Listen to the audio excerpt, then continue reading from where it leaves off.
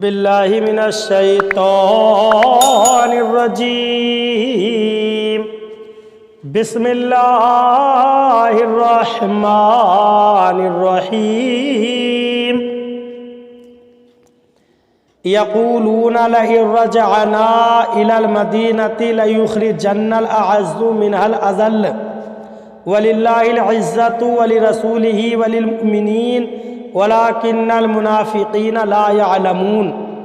ترجمہ کنز الایمان، اللہ کے نام سے شروع جو نہایت مہربان رحم والا۔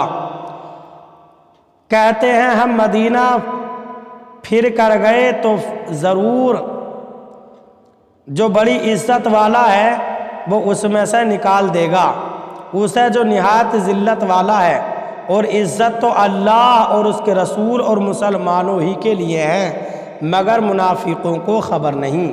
ترجمہ کنز العرفان، وہ کہتے ہیں قسم ہے اگر ہم مدینہ کی طرف لوٹ کر گئے تو ضرور جو بڑی عزت والا ہے وہ اس میں سے نہایت ذلت والے کو نکال دے گا، حالانکہ عزت تو اللہ اور اس کے رسول اور مسلمانوں ہی کے لیے ہے، مگر منافقوں کو معلوم نہیں۔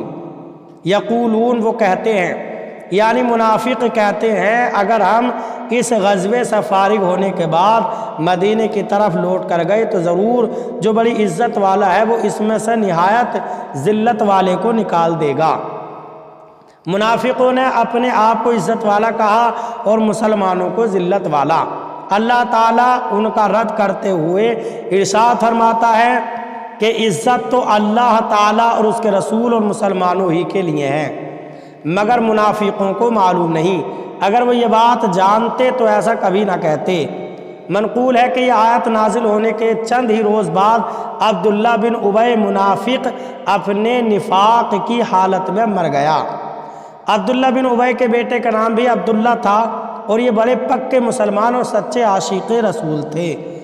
جنگ سے واپسی کے وقت مدینہ منورہ سے باہر تلوار کھینچ کر کھڑے ہو گئے اور باپ سے کہنے لگے اس وقت تک مدینے میں داخل نہیں ہونے دوں گا جب تک تو اس کا اقرار نہ کرے کہ تو ذلیل ہے اور محمد مصطفیٰ صلی اللہ علیہ وسلم عزیز ہیں۔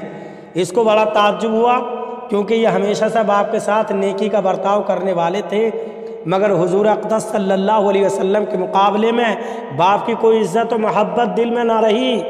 آخر اس نے مجبور ہو کر اقرار کیا واللہ میں ذلیل ہوں اور محمد مصطفیٰ صلی اللہ علیہ وسلم عزیز ہیں۔ اس کے بعد مدینے میں داخل ہو سکا۔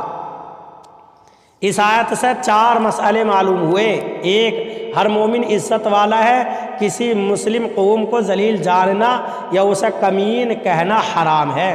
2، مومن کی عزت ایمان اور نیک اعمال سے ہے، روپیہ پیسے سے نہیں۔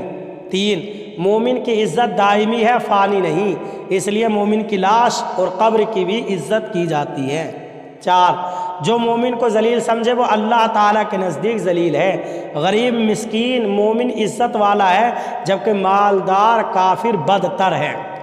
منافقوں کا بیان ختم ہوا، اب یہاں نفاق کی اقسام اور عملی منافقوں کی علامات کے بیان پر مشتمل 3 احادیث ملاحظہ ہوں۔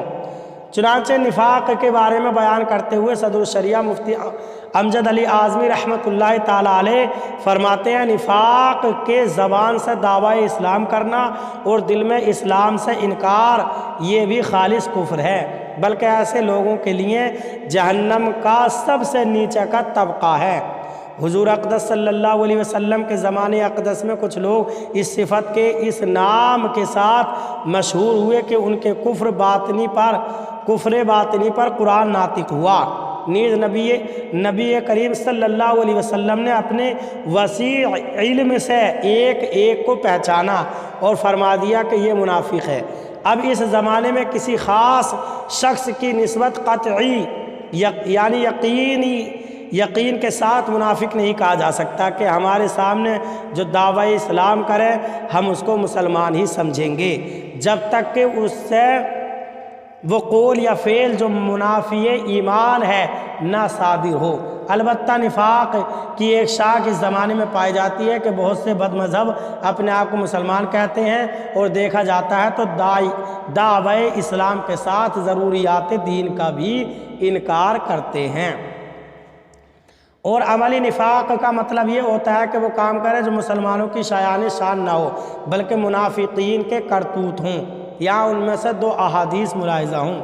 ایک حضرت عبداللہ بن عمر رضی اللہ تعالیٰ عنہما سے روایت ہے، نبی کریم صلی اللہ علیہ وسلم نے ارشاد فرمایا کہ جس میں 4 عیوب ہوں وہ خالص منافق ہے، اور جس میں ان 4 میں سے ایک عیب ہو تو اس میں منافقت کا عیب ہوگا جب تک کہ اسے چھوڑ نہ دے۔ 1، جب امانت دی جائے تو خیانت کرے۔ 2، جب بات کرے تو جھوٹ بولے۔ 3، جب وعدہ کرے تو خلاف ورزی کرے۔ 4، جب لڑائی کرے تو گالیاں بکیں۔ 2، حضرت عبد الرحمن بن حرملہ رضی اللہ تعالیٰ عنہ سے روایت ہے، حضور انور صلی اللہ علیہ وسلم نے ارشاد فرمایا، ہمارے اور منافقوں کے درمیان فرق عشاء اور صبح کی نماز میں حاضر ہونا ہے۔ منافقین ان دونوں نمازوں میں حاضر ہونے کی استطاعت نہیں رکھتے۔ اللہ تعالی ہمیں نفاق سے اور منافقوں جیسے کام کرنے سے محفوظ فرمائے، آمین۔ برادران اسلام، آپ تمامی حضرات سے گزارش کی جاتی ہے کہ خود بھی قرآن کریم کی تلاوت، ترجمہ اور تفسیر سماعت کیجئے، اپنے عزیز و اقارب اور رشتہ دار کو بھی شیئر کیجئے تاکہ آپ اس کے ذریعے صدقہ جاریہ کے مستحق ہو جائیں۔